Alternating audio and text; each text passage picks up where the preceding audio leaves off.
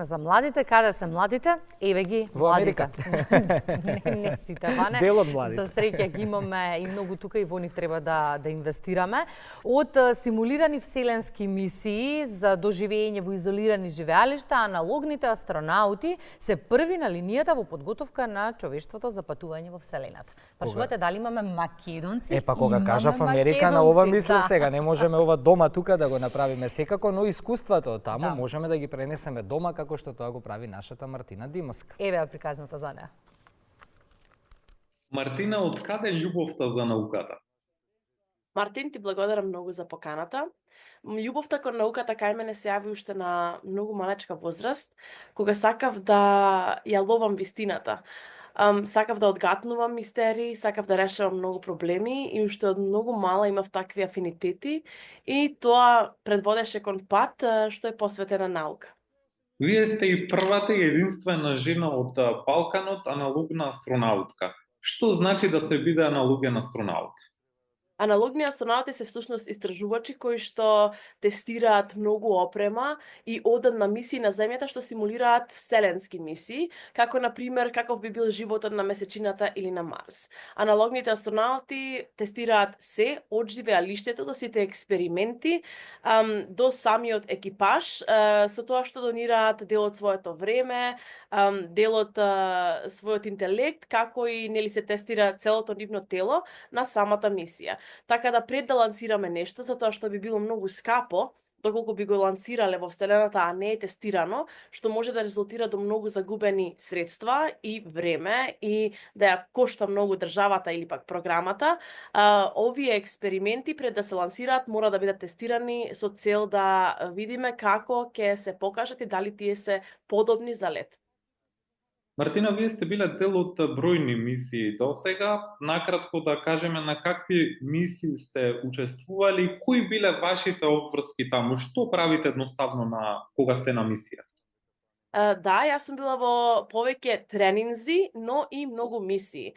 За да се спремат овие мисии, претходно се тренира, така да сум нуркала, имам такви сертификати и многу други екстремни спортови, кои што се подобни за такви екстремни услови, затоа што моите аналогни мисии биле во средини што се, например, пештера или некои такви средини кои што не се толку многу и подобни за живот и знаат да бидат предизвикувачки.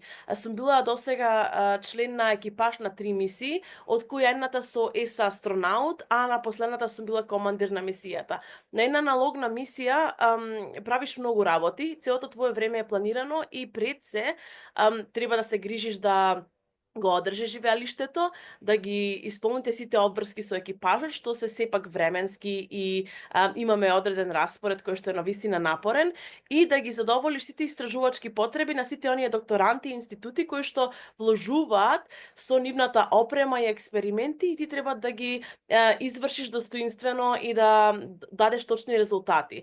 Сето тоа е со распореди, како што кажав, навистина има една структура на како кога би служеле војска, тоа е најблиско што можам да го споредам и се е планирано од оброците до кога и како се изведуваат тие експерименти. Мартина, колку и дали нашата држава инвестира во вакви мисии, истражувања и општо во наука? Македонија нема голем развиен вселенски сектор и се уште има многу простор за напредок кога станува збор за инвестиции во наука и технологија.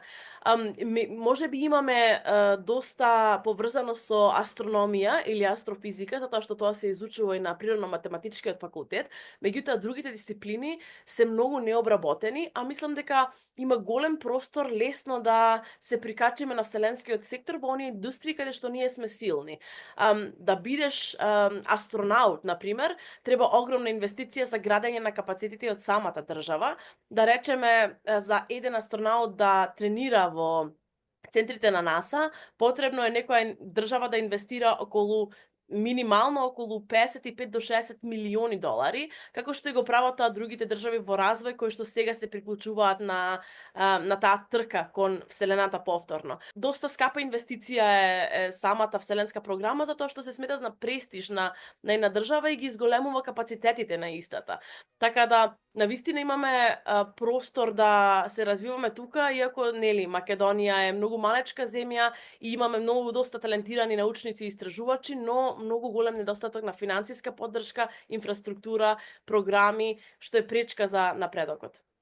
За крај на нашиот разговор, која е следната мисија на Мартина? За сега имаме извршено 3 навистина успешни мисии, каде што нашите експерименти биле дел од водечки вселенски агенции и за сега на мојот пат најчесто ги поддржувам овие мисии, ги спремам идните аналогни астронавти, слушам како амбасадор или пак надгледувам дел од мисијата и чекам да се објават сите оние трудови кои што се направени поради тие истражувања на самите мисии. Се уште немам одбрано нова мисија, затоа што кога си во една таква мисија треба да запре се, не смеш да имаш пристап до интернет и телефон, треба да одвоиш долги месеци од твојот живот да се посветени само на тоа истражување и се уште нема нова наповидок, но никогаш не се знае, секогаш имам понуди, така да ќе видиме што ми има нешто, ќе ви информирам. Мартина, ти благодариме за одвоеното време и за гостувањето ова утро во Македонија на утро и ти посакуваме уште многу успешни мисии, ние сме тука да ги следиме твоите активности. Ви благодарам многу на поканата, ми беше чест да гостувам.